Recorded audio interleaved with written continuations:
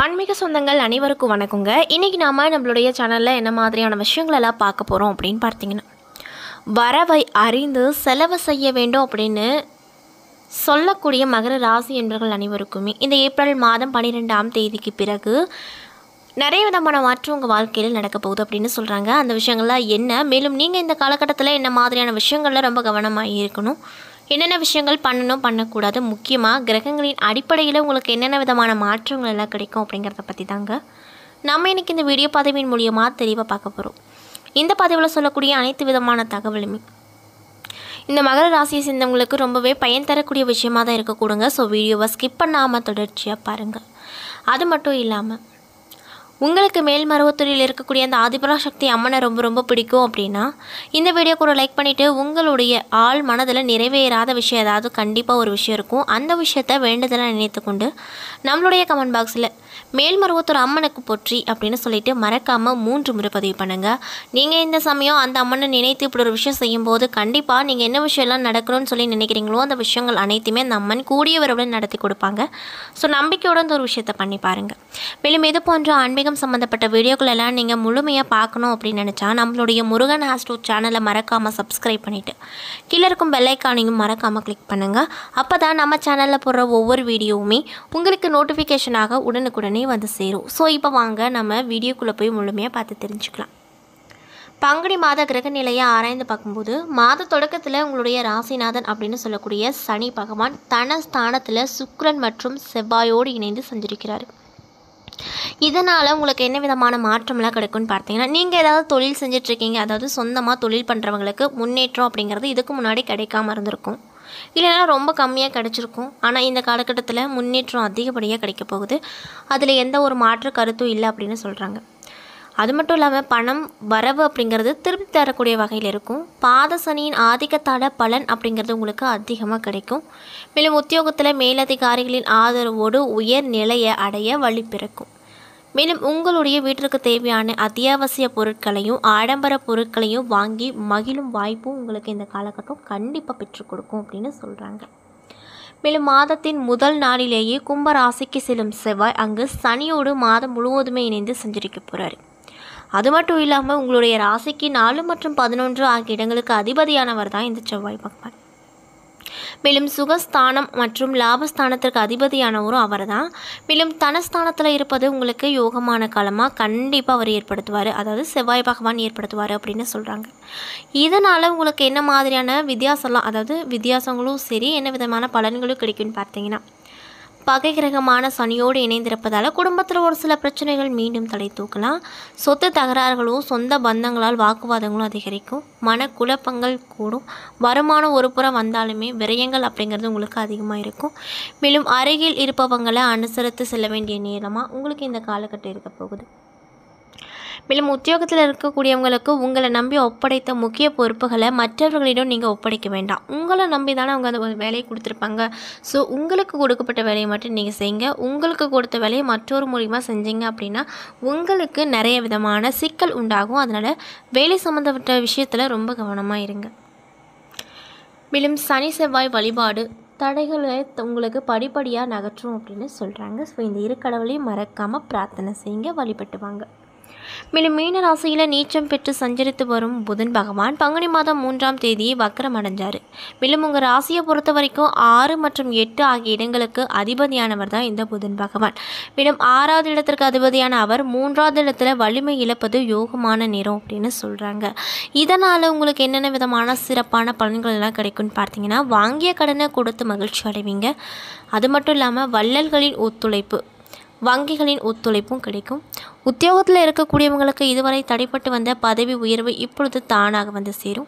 வாடகை கட்டிடத்தில் நடைபெற்ற தொழிலை சொந்த கட்டிடத்திற்கு மாற்றக்கூடிய முயற்சியில் நீங்கள் வெற்றி அடைவீங்க. அதே நேரத்தில் 9வது இடத்திற்கு அதிபதியாகவும் புதன் விளங்குவதால் பாக பிரிவினைகள் முடிவதில் தாமதம் ஏற்படும். தந்தை வழி உறவிலும் விரிசல் உண்டாகும். அதனால் பார்த்து கவனமாக இருங்க. மேலும் பங்குனி மாதம் 19ஆம் தேதி சுக்கிரன் தன்னுடைய உச்சம் வீடான மீன ராசிக்கு சென்றிருக்காரு. அங்கே புதனோடு இணைந்து புத சுக்கிர யோகத்தை உருவாக்குறாரு. இதனால் உங்கள் ராசிக்கு 5 மற்றும் 10 ஆகிய இடங்களுக்கு அதிபதியானவர் தான் இந்த சுக்கிர பகவான். அவர் உச்சம் பெறுவது உங்களுக்கு யோகமான காலமாக கண்டிப்பாக இருக்குங்க. அது மட்டும் இல்லாமல் பிள்ளைகளால் பெருமை வந்து சேரும். அவர்கள் படிப்புக்கேற்ப வேலை கிடைத்து சம்பாதிக்கும் தொடங்குவாங்க. இதனால் நீங்கள் இந்த காலகட்டத்தில் ரொம்ப சந்தோஷமாக இருப்பீங்க. சொத்து விற்பனையால் லாபம் கிடைக்கும். அது மட்டும் இல்லாமல் சொந்தங்கள் பாராட்டும் விதத்தில் முன்னேற்ற பாதையை அடியெடுத்து வைப்பீங்க. உத்தியோகத்தில் நீங்கள் கேட்ட சலுகைகள் அப்படிங்கிறது உங்களுடைய மேலதிகாரிகள் உங்களுக்கு கொடுப்பாங்க. மேலும் பொது வாழ்வில் இருக்கக்கூடியவங்களுக்கு மற்றும் அரசியல் துறையில் இருக்கக்கூடியவங்களுக்கு நல்ல செய்திகள் இல்லம் தேடி வரப்போகுது. இதை கேட்டு நீங்கள் ரொம்பவே சந்தோஷகரமாக இருப்பீங்க. மக்கள் செல்வாக்கு அதிகரிக்கும். வியாபாரம் மற்றும் தொழில் செய்பவர்களுக்கு புதியவர்களை நம்பி செயல்பட இயலாது. மேலும் உத்தியோகத்தில் இருக்கக்கூடியவங்களுக்கு கூடுதல் பொறுப்புகள் வந்து கிடைக்கும். தீவிர முயற்சிக்கு பிறகு கலைஞர்களுக்கு வெற்றி அப்படிங்கிறது கிடைக்கும். மாணவ மற்றும் மாணவிகளுக்கு தன்னம்பிக்கையும் தைரியமும் கூடும். பெண்களுக்கு குடும்பத்தில் சுபகாரிய பேச்சுக்கள் முடிவாகும். பொருளாதாரம் அப்படிங்கிறது திருப்தி தரக்கூடிய வகையில் கண்டிப்பாக உங்களுக்கு அமைய போகுது அப்படின்னு சொல்கிறாங்க. மேலும் உங்களுக்கு அதிர்ஷ்டம் தரக்கூடிய நம்பரில் என்னென்னு பார்த்தீங்கன்னா ஏப்ரல் 11, 12. மகிழ்ச்சி தரக்கூடிய வண்ணம் ரோஸ் அப்படின்னு சொல்கிறாங்க. அது மட்டும் இல்லாமல் மகர ராசியில் மொத்தம் 3 நட்சத்திரங்கள் இருக்குது. அதில் என்னென்ன அப்படின்னு பார்த்தீங்கன்னா உத்திராடம் 2, 3, 4 பாதங்கள், திருவோணம், அவிட்டம் 1, 2 பாதங்கள் என நட்சத்திரங்கள் இருக்குது. கிரக நிலையை பொறுத்த வரைக்கும் தனவாக்கு குடும்பஸ்தானத்தில் புதன், சனி, தைரிய வீரிய ஸ்தானத்தில் ராகு, சுக்கிரன், சூரியன், பஞ்சமஸ்தானத்தில் குரு, சந்திரன், ரணருண ரோகஸ்தானத்தில் செவ்வாய், பாக்கியஸ்தானத்தில் கேது என கிரகங்கள் வலம் வருது.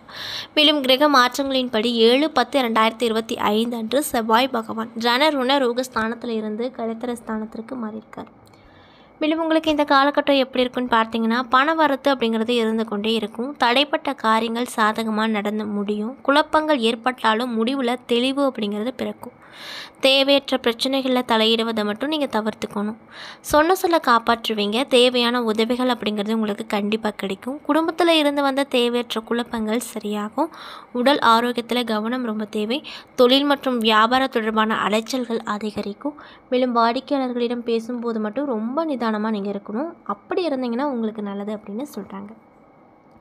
மேலும் உத்தியோகத்தில் இருப்பவங்களுக்கு ஒரு சின்ன விஷயத்திற்காக கூட அலைய வேண்டிய ஒரு விஷயமாக அமையக்கூடும். பெண்களுக்கு கோபத்தை தவிர்ப்பது நல்லதுங்க. மேலும் கலைத்துறையில் இருக்கக்கூடியவங்களுக்கு யோகக்காரகன் அப்படின்னு சொல்லக்கூடிய சுக்கிரனின் சஞ்சலத்தான எதையும் சாதிக்கும் திறமை வெளிப்படும். அரசியல் துறையில் இருக்கக்கூடியவங்களுக்கு மனம் வருந்தும்படியான சூழ்நிலை வரக்கூடும். மாணவர்களுக்கு நிதானத்தை கைப்பிடிப்பது வெற்றிக்கு உதவிகரமாக உங்களுக்கு கண்டிப்பாக இருக்கும் அப்படின்னு சொல்கிறாங்க. மேலும் உத்திராடம் 2, 3, 4 பாத நட்சத்திர அன்பர்களுக்கு இந்த காலகட்டம் எப்படி இருக்க போகுது அப்படின்னு பார்த்தீங்கன்னா குடும்பத்தில் ஏதாவது சில்லறை சண்டைகள் அப்பப்போ வருங்க. மேலும் கணவன் மனைவி ஒருவரைக்கொருவர் விட்டு கொடுத்து செல்வது நல்லது. பிள்ளைகள் பற்றி கவலை உண்டாகும். சகோதரர்கள் தகப்பனாரிடம் வீண் வாக்குவாதங்கள் ஏற்படக்கூடும். மேலும் திருவோணம் நட்சத்திர அன்பர்களுக்கு இந்த காலகட்டங்கள் எப்படி இருக்குன்னு பார்த்தீங்கன்னா சமையல் செய்யும்போது கவனம் ரொம்ப தேவை. எதிலுமே எச்சரிக்கையோடு நடந்து கொள்வது நல்லது. இருசக்கர வாகனங்களை பயன்படுத்தும் போது ரொம்ப கவனமாக இருங்க. அது மட்டும் இல்லாமல் கணக்கு வழக்குகளை கவனமாக வைத்துக்கொள்வது நல்லது. மேலும் அவிட்டம் 1 மற்றும் 2 பாத நட்சத்திர அன்பர்களுக்கு இந்த காலகட்டம் எப்படி இருக்குன்னு பார்த்தீங்கன்னா எதிர்ப்புகள் அனைத்தும் நீங்கும். குடும்ப பிரச்சனைகள் சரியாகும். பணவரத்து அப்படிங்கிறது திருப்தி தரக்கூடிய விஷயமா இருக்கும். வாய்க்கு ருசியான உணவு கிடைக்கும். வாக்குவன்மை அதிகரிக்கும். சொல்ல காப்பாற்றுவீங்க. அறிவுத்திறன் அதிகரிக்கும். பெயரும் புகழும் கூடும். மேலும் நீங்கள் இந்த மாதிரி விஷயத்த பரிகாரமாக அந்த காலகட்டத்தில் பண்ணணும்னு பார்த்தீங்கன்னா சனிக்கிழமை அன்று விநாயகரை வழிபடுவது எல்லா காரியங்களுமே நன்றாக நடக்க உதவிகரமாக இருக்கும். மேலும் உங்களுக்கு இருக்கக்கூடிய கஷ்டங்கள் தீரும். குடும்பத்தில் அமைதி அப்படிங்கிறது பிறக்கும் அப்படின்னு சொல்கிறாங்க. ஸோ மகர ராசி என்பவர்கள் யாராவது இந்த பதிவை பார்த்துட்ருக்கீங்க அப்படின்னா இந்த ஒரு விஷயத்த தொடர்ச்சியாக பரிகாரமாக விநாயகர் பெருமானுக்கு செய்து பாருங்க. கண்டிப்பாக அவர் உங்களுக்கு நல்ல பலனை கொடுப்பாரு. என்ன நண்பர்களே, இந்த வீடியோ பதிவுகளில் நம்ம மகர ராசி அன்பர்கள் அனைவருக்குமே இந்த ஏப்ரல் மாதம் 12ஆம் தேதிக்கு பிறகு என்னென்ன விதமான சிறப்பான பலனெல்லாம் நீங்கள் பெற போகிறீங்க அப்படிங்கிறத பற்றி தெளிவாகவும் விரிவாகவும் இந்த பதிவின் மூலிமா பார்த்துருப்போம். இதில் சொல்லப்பட்டிருக்கக்கூடிய அனைத்து விதமான விஷயங்களுமே உங்களுக்கு பயன் தரக்கூடிய விஷயங்களாக தான் அமைஞ்சிருக்கும். ஸோ வீடியோ பிடிச்சிருந்தால் லைக் பண்ணுங்கள், ஷேர் பண்ணுங்கள். அது மட்டும் இல்லாமல் இது போன்ற ஆன்மீகம் சம்மந்தப்பட்ட வீடியோக்கள் எல்லாம் நீங்கள் பார்க்கணுன்னு நினச்சா நம்மளுடைய முருகன் ஆஸ்ட்ரோ சேனலை மறக்காமல் சப்ஸ்கிரைப் பண்ணிவிட்டு கீழே இருக்கும் பெல் ஐக்கானையும் மறக்காமல் கிளிக் பண்ணுங்கள். அப்போ தான் நம்ம சேனலில் போடுற ஒவ்வொரு வீடியோவுமே நோட்டிஃபிகேஷனாக உங்களிடம் வந்து சேரும். நன்றி.